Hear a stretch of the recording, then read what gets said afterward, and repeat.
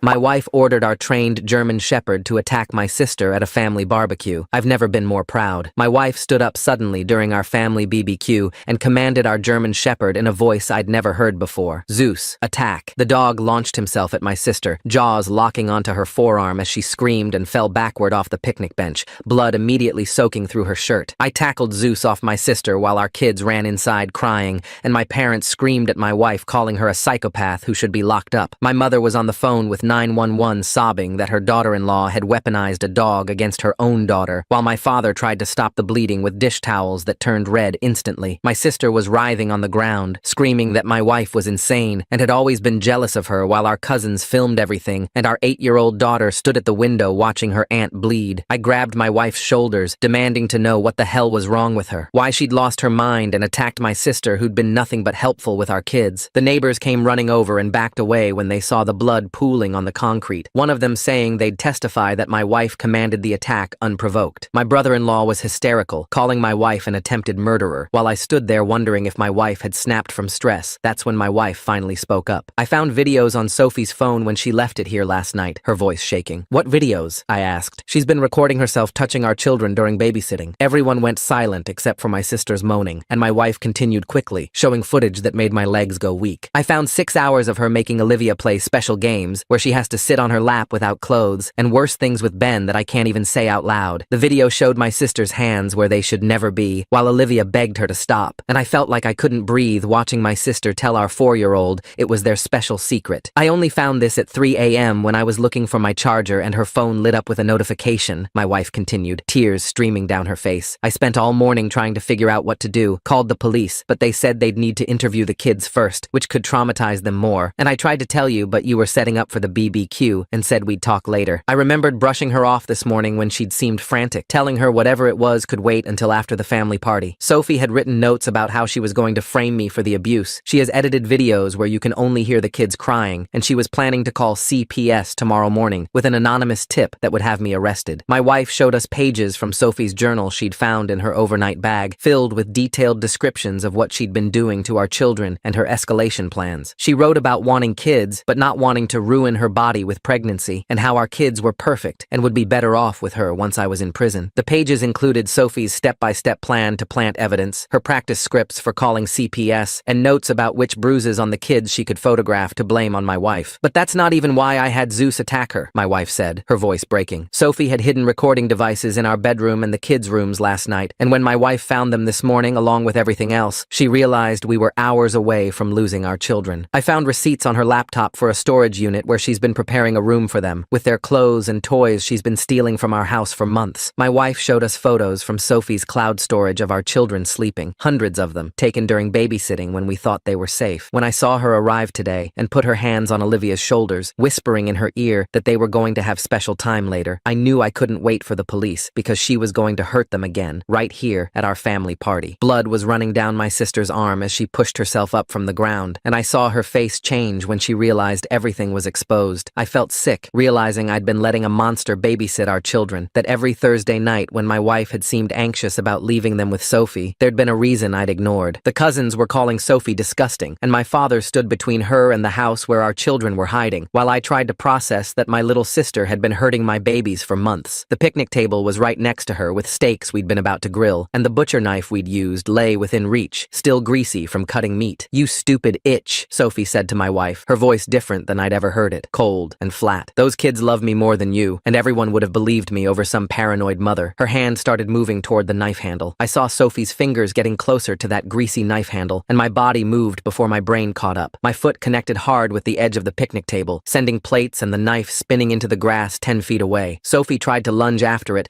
but my brother-in-law grabbed her torn arm while I pinned her other side, both of us pushing her down into the grass. She was screaming that we didn't understand what we were doing, that my wife was the real danger to those kids. My wife's hands were shaking as she commanded Zeus to heel, her voice cracking but firm enough that the dog stopped growling and followed her. She led him toward the garage, his tail still rigid and his eyes locked on Sophie until the garage door closed between them. I could hear him barking and scratching at the door, the sound mixing with my mother's screaming. She was pulling at my brother-in-law's shoulders, demanding we let Sophie go, saying this was assault and we'd all go to jail. My father moved closer to the back door, planting himself like a wall between Sophie and the house where our kids were hiding. screaming. The cousins had their phones out, and I heard my cousin Mike telling someone on the phone to get over here right now because they wouldn't believe what was happening. Sophie kept twisting under us, blood from her arms soaking into the grass, and I used a voice I'd never used with my family before. Everyone shut up and listen to my wife. The yard went quiet, except for Sophie's moaning and cursing. I told my mother to stay on the line with 911, but to tell them we needed police, not just an ambulance. My wife pulled out Sophie's phone with shaking hands and turned the screen toward me. Just a quick glimpse, but enough. I saw my daughter's face, heard her small voice saying she wanted to stop, and my stomach turned inside out. I let go of Sophie and stumbled to the bushes, throwing up the beer and chips from earlier, while my brother-in-law kept her pinned with both hands. My mother was staring at the phone screen, her face going white as my wife scrolled through more evidence. I wiped my mouth and grabbed my mother's phone from her numb fingers, telling the operator we had evidence of child sexual abuse and needed police immediately. My voice cracked when I mentioned there was a journal with plans to frame my wife and hidden cameras in our house that needed to be collected as evidence. The operator said units were already on the way and to secure the scene. Sophie started talking over everyone, her voice high and desperate, claiming my wife had planted everything because she'd always been jealous of how close Sophie was with the kids. She said my wife was unstable, that she'd been planning this for weeks, that the dog attack proved she was dangerous. The neighbors who'd come running were whispering among themselves, and I saw Mrs. Peterson step back when Sophie mentioned the planted evidence. My wife didn't say anything, just flipped open Sophie's journal to a page covered in her handwriting and held it up. The neighbors leaned in to read it, and their faces changed from doubt to disgust. I couldn't stand there anymore, not with my kids alone and scared inside. I ran through the back door and up the stairs, finding their bedroom door closed. They were in the closet, Olivia holding Ben while he cried into her shirt. I locked their door from the inside and sat down next to them on the closet floor, telling them they were safe now and that Aunt Sophie was sick and getting help. The words tasted wrong in my mouth, like I was lying even though it was true. Olivia asked if Zeus was in trouble for biting Aunt Sophie, and I said no, he was just protecting them like a good dog should. Ben wouldn't look at me, just kept his face buried in his sister's shirt. I could hear sirens getting closer, and I told them we'd stay right here together until everything was okay. The paramedics must have arrived because I heard new voices in the yard, professional and calm, asking about the injury and how it happened. Through the window, I could see two police officers walking around the yard, one of them already talking to my wife, while the other kept everyone else back. Sophie's voice carried up to us, insisting she needed to explain everything properly, that this was all a misunderstanding. I heard an officer tell her to save it for her lawyer, and then the paramedic saying they needed to transport her for the arm injury. My wife's voice was steady as she handed over Sophie's phone and journal, showing the officers where she'd found the cameras in our bedroom that morning. She explained finding everything at 3 a.m. when she'd gone looking for her charger and Sophie's phone lit up. Sophie's sudden shift from screaming victim to cold confession has me wondering what made her drop her act so completely. Was it knowing she'd been caught, or something else? She told them about calling the police advice line at 6 a.m. and being told they'd need to interview the kids first. She mentioned trying to tell me at 9 a.m. when I was setting up tables and told her we'd talk after the party. The officer was writing everything down while my wife pointed to different pages in the journal, showing him the storage unit receipts and the screenshots she'd taken of Sophie's cloud storage. Sophie was loaded onto a gurney, her arm wrapped in white bandages that were already showing red spots, and I watched through the window as they wheeled her past the crowd of family and neighbors who'd gathered on our lawn. The first officer walked over to me while I stood at the window watching the kids still hiding in the closet. He pulled out his notepad and asked me to explain what happened from the beginning. I told him about my wife trying to talk to me this morning when I was setting up tables in the backyard. She'd grabbed my arm and said we needed to talk right away about something serious with Sophie. I'd brushed her off and told her whatever it was could wait until after the party because I had too much to do. The words tasted like dirt in my mouth as I admitted how I'd rolled my eyes when she kept insisting it was urgent. The officer wrote everything down while I explained how my wife had seemed upset all morning, but I thought she was just stressed about hosting. He asked if Sophie babysat often, and I said yes, every Thursday night for the past 2 years when we went to our couple's bowling league. My wife had started acting weird about it lately, always finding excuses why we should skip bowling or hire someone else. I never listened because Sophie was family, and the kids seemed to love her. The shame made my chest feel tight as I remembered all the times my wife suggested we stay home instead. Our neighbor walked up to the officer next and started talking fast about what she'd seen earlier. She said she heard my wife yell the attack command clear as day from her kitchen window. She also mentioned seeing Sophie put her hands on Olivia's shoulders when they first arrived and thought it looked strange. Sophie had been whispering something in Olivia's ear, and the little girl had tried to pull away, but Sophie held her tight. The neighbor said she almost came over to check if everything was okay, but didn't want to cause drama at a family party. More officers arrived and started separating everyone to take individual statements in different parts of the yard. One of them told us CPS would be contacted immediately because of the nature of the allegations. He also said animal control had to be called about the dog bite, which made my stomach drop. I asked if they were going to take Zeus away, and the officer said that would be determined later, but for now, he needed to stay secured. The paramedics were lifting Sophie into the ambulance when she turned her head toward my wife, who was giving her statement by the fence. Sophie's eyes looked dead and cold as she said loud enough for everyone to hear that the kids were hers and would always be hers. The paramedic quickly pushed her all the way in and slammed the doors, but those words hung in the air, making everyone go quiet. Two officers went inside with my wife to look at the cameras she'd found in our bedroom and the kids' rooms that morning. They took photos of everything and put each camera in a separate evidence bag with labels. One officer asked my wife for her laptop so they could preserve the screenshots she'd taken of the storage unit receipts and all those photos from Sophie's cloud storage. My wife handed it over along with Sophie's phone and journal, which they also bagged as evidence. A woman in a gray suit arrived about an hour later and introduced herself as Detective Leah Wainwright. She took charge immediately and told the other officers this was now a major case requiring special handling. She had my wife sit down at the picnic table and walk through exactly when and how she'd found everything. A man with a laptop sat next to them, typing fast, while my wife explained finding Sophie's phone at 3 a.m. when she was looking for her charger. The detective asked specific questions about timestamps and had the tech guy check something called metadata on all the files. My wife showed them her call log from this morning when she'd tried the police advice line at 6 a.m. 2 hours after the attack, a man in a polo shirt with a CPS badge showed up and introduced himself as Carlos Pike. He explained that Sophie couldn't have any contact with any kids from now on and that our children would need something called forensic interviews. He was nice, but very clear that we couldn't ask the kids any questions about what Sophie did because it could mess up their testimony later. He gave us a card for someone named Ramona Conrad who would do the interviews at a special center designed for kids. Another man arrived with animal control written on his truck and said his name was Aziz Branch. He needed to look at Zeus's teeth and measure the wounds on Sophie's arm from the photos the paramedics had sent. He took pictures of Zeus through the garage window and wrote down a bunch of measurements in his notebook. He handed me papers saying Zeus had to stay home for 10 days and we'd have a hearing to decide if he was dangerous. The thought of losing our dog on top of everything else made me want to punch something. My parents were arguing in the driveway while everyone else started to leave. My dad was saying he'd noticed Sophie getting too touchy with kids at Christmas and other family events, but thought he was imagining things. My mom kept shaking her head and insisting there had to be some other explanation because her daughter couldn't be capable of this. She said maybe Sophie was sick or having a breakdown, but my dad told her to stop making excuses. That night, after everyone left and the police finished collecting evidence, my wife went to our bedroom while I grabbed a pillow for the couch. Neither of us could stand being in the room where Sophie had hidden cameras watching us sleep. I lay there staring at the ceiling thinking about every Thursday night for the past 2 years. All those times my wife had suggested we skip bowling or said she had a bad feeling about leaving the kids. Every single time I'd told her she was being paranoid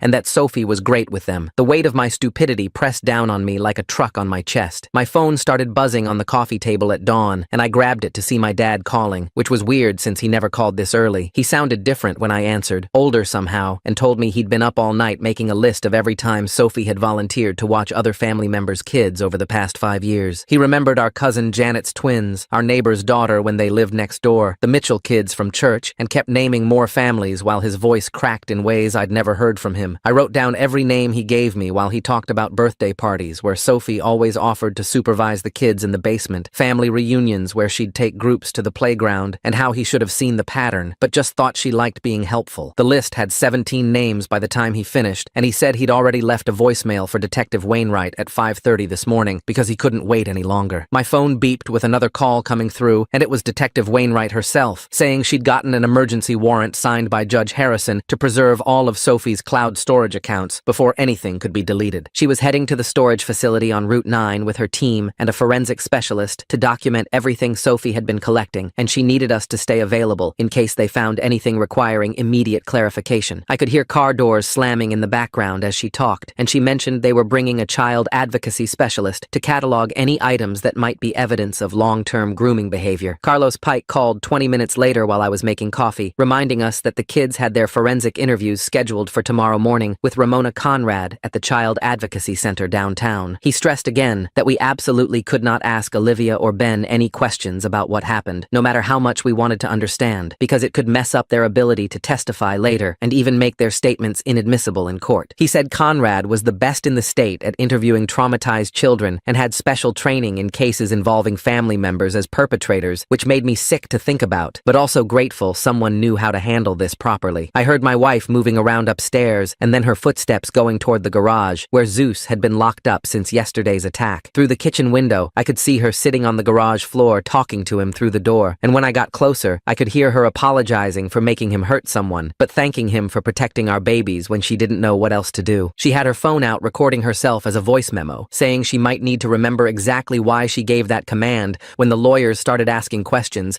and Zeus was whining and scratching at the door wanting to be with her. She stayed there for over an hour just talking to him about how he was a good boy who did exactly what she needed, how none of this was his fault, and how she'd make sure nothing bad happened to him, even if she had to go to jail for what she did. Detective Wainwright called back around 9 to tell us they'd found the storage unit, and it was worse than we thought. The whole space was set up like a child's bedroom with Disney princess sheets on a twin bed, stuffed animals arranged on shelves, and bins labeled with our kids' names containing clothes she'd been stealing from our house for months. What's making me wonder right now is how Sophie had that whole storage unit set up like a kid's bedroom with clothes she'd been taking from their house. That takes serious planning, and nobody noticed things going missing for months. There were drawings Ben had made at preschool that we thought we'd lost, Olivia's favorite purple jacket that disappeared last winter, and even their toothbrushes in a bathroom caddy next to the bed. The forensic tech was photographing everything while another officer cataloged each item, and Wainwright said there was also a folder with printed screenshots of houses for sale in Oregon, where Sophie had apparently been planning to take the kids once she had custody. The tech guy examining Sophie's devices called Wainwright over, and she came back on the line to tell us he'd confirmed that all the timestamps on the videos matched the exact nights Sophie had babysat over the past year. The purchase records for the hidden cameras traced back to Sophie's credit card from 6 weeks ago, ordered online and shipped to the storage unit address, with installation instructions she'd printed out and highlighted. Every single piece of digital evidence pointed to months of deliberate planning, including web searches about how to avoid detection, which states had the weakest child protection laws, and forums where she'd asked for advice about documenting neglectful parenting to build a custody case. Detective Wainwright called again an hour later with news that made me run to the bathroom to throw up. They'd found Sophie's external hard drive hidden in the storage unit, and it contained more videos, some dating back over a year to when Ben was only 3. She wouldn't give specifics, but said the content was extensive enough that federal charges would definitely be added since Sophie had been creating and storing child exploitation material across state lines when she'd backed everything up to cloud servers. The detective said they were bringing in specialists from the FBI's Crimes Against Children unit, and that this was now bigger than just our family. My phone rang again, and this time it was someone from my company's HR department who'd seen the local news coverage about the dog attack at a family gathering. She offered me emergency family leave effective immediately and said the company would provide counseling services for our whole family through their employee assistance program. She also warned that reporters had already called the main office trying to get comments from my coworkers, and that security had been told not to let any media onto company property. I was writing down the case numbers for the leave paperwork when another call came through from a blocked number. The man identified himself as Sophie's attorney and immediately started threatening a civil suit for the dog attack, claiming my wife had used excessive force and shown clear premeditation by commanding a trained attack dog to maim his client. He said Sophie had permanent nerve damage in her arm and might never regain full use of her hand, which would affect her ability to work and require extensive medical treatment and therapy. Before I could even respond, my phone beeped with another call from a number I didn't recognize, but the caller ID showed it was from the district attorney's office. Prosecutor Esteban Reardon introduced himself and told me not to say a single word to Sophie's attorney, that he was taking over the criminal case personally, and that the imminent threat Sophie posed to the children would be their main defense for my wife's actions. 3 days later, we drove to the Children's Advocacy Center for the forensic interviews, my hands shaking on the steering wheel while my wife held the folder of paperwork. Olivia asked why we had to go talk to strangers, and Ben just stared out the window sucking his thumb, something he hadn't done in 2 years. The building looked like a regular house from outside with a playground and bright painted walls, but inside my stomach twisted, knowing what my kids would have to describe. Ramona Conrad met us in the waiting room wearing jeans and a soft sweater instead of a suit, immediately getting down on the kids' level to introduce herself. She showed them the interview rooms with toys and art supplies, explaining they'd just be talking and playing while Mommy and Daddy waited nearby. My wife and I sat in a separate room with a two-way mirror where we could see but not hear, watching cartoons on mute while our kids went through their interviews. Olivia went first, sitting cross-legged on the floor with Ramona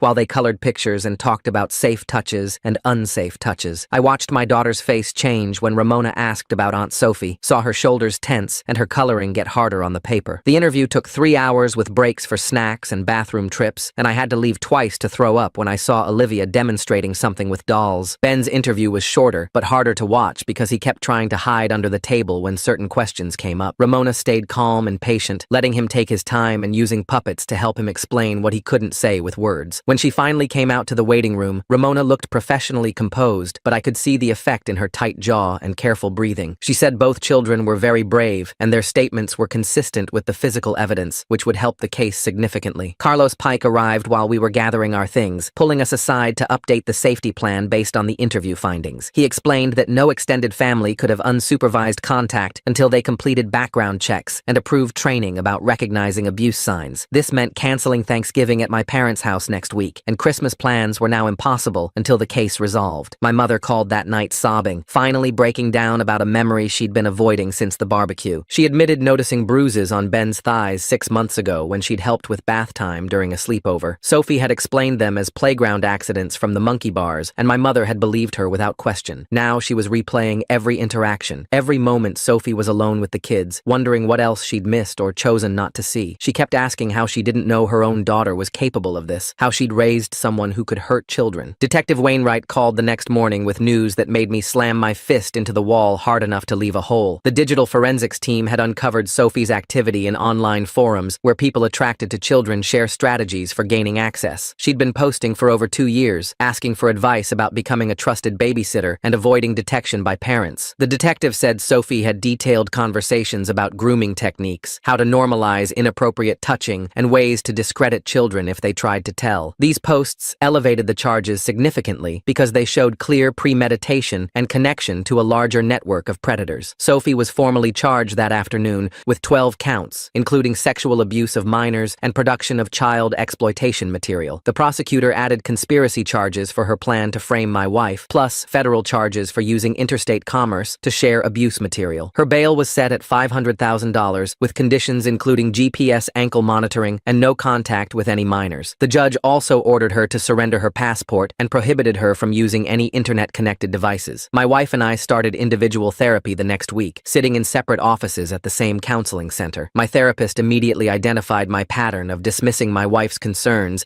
as keeping the peace behavior from my childhood. She helped me see how I'd been trained to minimize conflict, which predators like Sophie count on to continue their abuse. During our couples session afterward, we got a referral for Chaya Bergman, who specialized in helping child victims of family abuse. The receptionist called our insurance while we waited, confirming they'd cover unlimited sessions given the circumstances. Our lawyer warned us that the animal control hearing next week could go badly, despite Zeus following a legal command. The board might still designate him as dangerous, requiring a muzzle in public and expensive liability insurance. We spent the weekend gathering character references from neighbors, the vet, and the kids' teachers, who all wrote about Zeus's gentle nature. Our dog trainer provided certification records showing Zeus only responded to specific protection commands and immediately obeyed recall orders. During my second therapy session, I completely broke down describing how my wife had tried to tell me something was wrong that morning. I kept replaying her frantic expression while I waved her off, focused on arranging hamburger patties instead of listening. The therapist helped me understand that predators specifically count on this dynamic, choosing families where one parent dismisses concerns. She explained that Sophie had likely noticed this pattern and knew I'd be the weak link in protecting our children. Detective Wainwright discovered something that made the case even bigger when she found 2 other families who'd filed complaints about Sophie. Both families had used her as a babysitter through the same neighborhood app,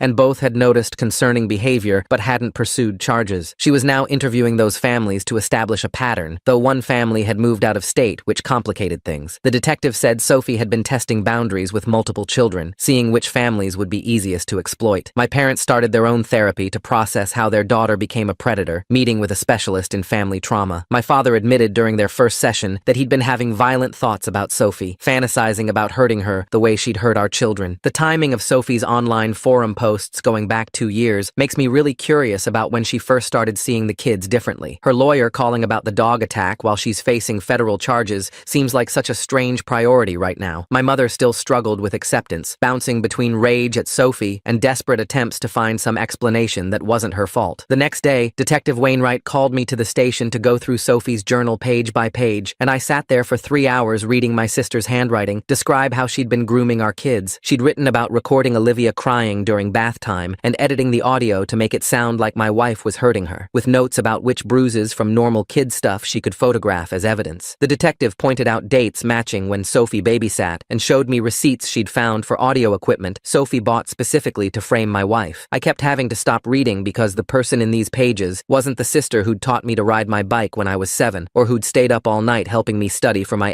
SATS. My phone buzzed constantly with notifications from our neighborhood Facebook group, where someone had posted about the BBQ incident, and within hours, there were over 200 comments arguing about whether my wife was a hero or a psycho. Some neighbors who'd seen Sophie with our kids at the park wrote that they'd always thought something seemed off, while others said using a dog as a weapon was insane no matter what. I wanted to reply to every single person spreading lies about my wife being unstable, but the detective told me to stay off social media completely until the case was over. That afternoon, we met with prosecutor Esteban Reardon, who warned us that Sophie's defense would definitely attack my wife's choice to use Zeus instead of calling the police first. He showed us the neighbor's video where you could clearly see Sophie reaching for the butcher knife, and he said that would be their main evidence that my wife faced an immediate threat. He had a list of witnesses ready to testify about seeing Sophie's hand moving toward the knife, including 2 neighbors who'd come running when they heard screaming. The animal control hearing for Zeus was scheduled for the following week, and our lawyer spent hours preparing evidence that Zeus had only followed a legal protection command. We gathered letters from 15 neighbors saying Zeus had never shown aggression before, plus records from his obedience training, showing he scored perfect marks on all safety tests. The vet wrote a statement about Zeus being gentle during exams, and 3 different dog park regulars testified they'd seen him playing safely with their dogs and kids for years. During the hearing, our attorney showed the board that Zeus immediately stopped attacking when my wife commanded him to heel, proving he was under complete control the entire time. Carlos Pike from CPS sent us his updated report saying both kids were showing expected trauma responses but were engaging well with their new therapist. He wrote that Olivia had started talking about what happened in therapy while Ben was using play therapy to process his experiences since he was too young for regular talk therapy. His report recommended keeping the kids in their normal routines as much as possible, continuing therapy with Dr. Bergman, and maintaining the no-contact order with Sophie. Chaya Bergman met with my wife and me together to give us exercises for rebuilding trust as a family, starting with daily 5-minute check-ins where we'd each share one thing we noticed about the other that day. She said the kids needed to see us working as a team because they'd pick up on any tension between us, and she gave us a workbook full of activities to do with them. She explained that Olivia especially needed to see that we believed her and would protect her, while Ben needed consistent routines to feel safe again. 2 weeks later, Sophie's defense attorney filed a motion claiming my wife could have planted the journal since she'd had access to Sophie's overnight bag. The prosecutor countered with evidence that Sophie's fingerprints were on every single page, plus handwriting analysis from an expert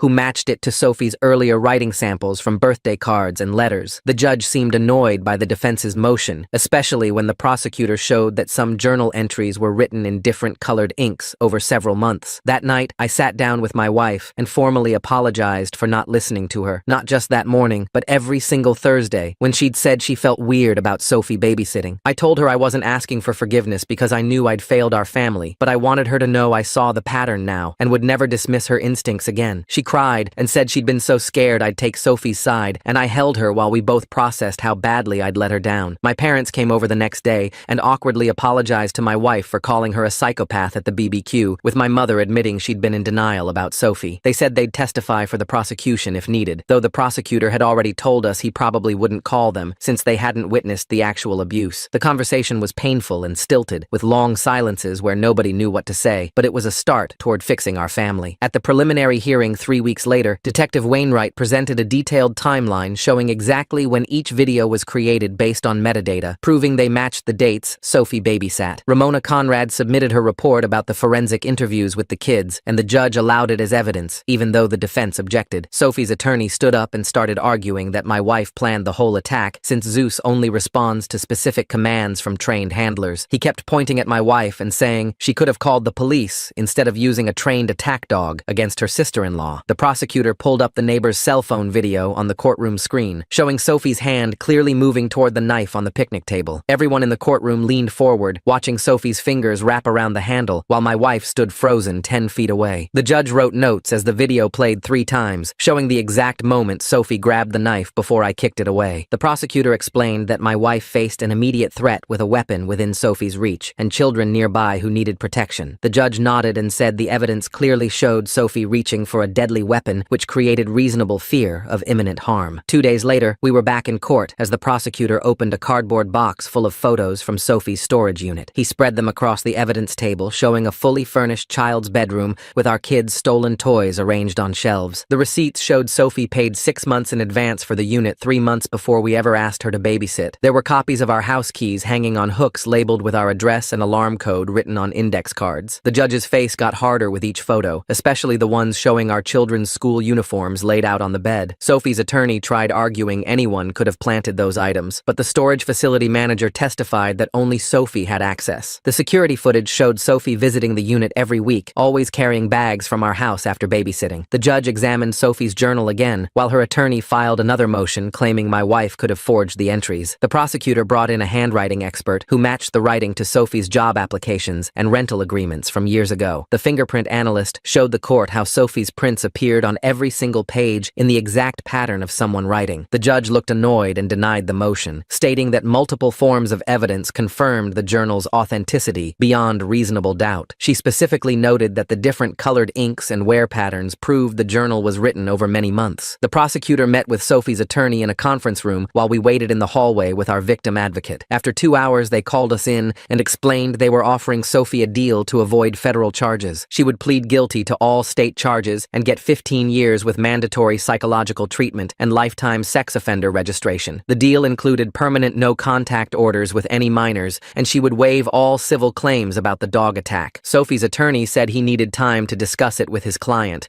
but the prosecutor said the offer expired at 5 p.m. We watched Sophie's attorney walk to the holding area looking defeated while carrying a thick folder of additional evidence. The next morning, Sophie appeared in court wearing an orange jumpsuit with her arm still in a sling from Zeus's bite. Her attorney announced she would accept the plea agreement, and the judge scheduled the formal plea hearing for the following week. During the allocution, Sophie stood at the podium and read from a prepared statement admitting to the acts against our children. She claimed she never meant to hurt them and that she loved them, which made me want to vomit right there. The judge accepted the plea and sentenced her to 15 years with no possibility of early release for 5 years minimum. Meanwhile, we had to deal with animal control since Zeus had bitten someone badly enough to require surgery and ongoing treatment. The hearing officer reviewed all the evidence, including the video of Sophie reaching for the knife and testimony from the dog trainer. They decided Zeus could stay with us, but had to wear a muzzle in public and complete an additional training course. We also had to maintain a $1 million liability insurance policy and submit to quarterly home inspections for 2 years. Sophie's fingerprints on every page plus different colored inks over months seems pretty hard to fake, but what gets me curious is how she paid 6 months ahead for that storage unit before even babysitting. The trainer said Zeus did exactly what he was trained to do by protecting family members from an immediate threat. 3 weeks after Sophie's sentencing, the district attorney's office sent us a letter formally clearing my wife of all criminal charges. They wrote that she acted in reasonable defense of others facing imminent harm from someone reaching for a weapon. The relief hit us both so hard that we just sat on the couch crying and holding each other for an hour. We knew some people would always judge her for commanding Zeus to attack, but the law said she protected our children. The kids kept going to therapy with Dr. Bergman twice a week, and she gave us daily exercises to rebuild their sense of safety. Ben started sleeping through the night again after 2 months of waking up screaming about bad dreams. Olivia slowly started being okay with us leaving the room without panicking that we wouldn't come back. These tiny improvements felt huge after watching them both regress so much right after finding out about the abuse. Dr. Bergman said healing would take years, but these small victories showed their resilience and the therapy was working. My parents signed up for a grandparent boundaries course that CPS recommended before they could have supervised visits. They spent 6 weeks learning about trauma responses and how to support abuse survivors without causing more harm. The instructor made them practice specific phrases and responses until they could handle the kids' potential triggers properly. Their first supervised visit happened at a community center with a social worker watching everything they did and said. The kids seemed happy to see them, but kept looking at us for permission before hugging them or answering questions. My wife and I started couples therapy to work through the crisis and our broken communication patterns that let it happen. The therapist made us do daily 5-minute check-ins where we couldn't talk about kids or work, just us. We had to tell each other one thing we noticed about the other person that day, even small stuff. She said the attack crisis showed deeper problems about me dismissing my wife's concerns and not making her feel heard. We made a rule that any worry or weird feeling got immediate attention with no brushing it off for later. 2 weeks later, HR called me into a meeting about reporters trying to contact my co-workers about the incident. They'd already turned away 3 different journalists who showed up at the office pretending to be clients, and one had even called our receptionist claiming to be from a vendor we work with. The HR director showed me a company-wide email they were sending out that said any employee who got contacted about personal matters should report it immediately and security would handle it. She also gave me a special badge that would let me use the executive entrance to avoid anyone waiting in the main lobby. The next morning, I found a reporter sitting in her car outside our house, taking pictures of my wife loading the kids into the car for school. I walked over and took photos of her license plate while she rolled up her window and drove off fast, but she was back again that afternoon parked across the street. We called called the police non-emergency line,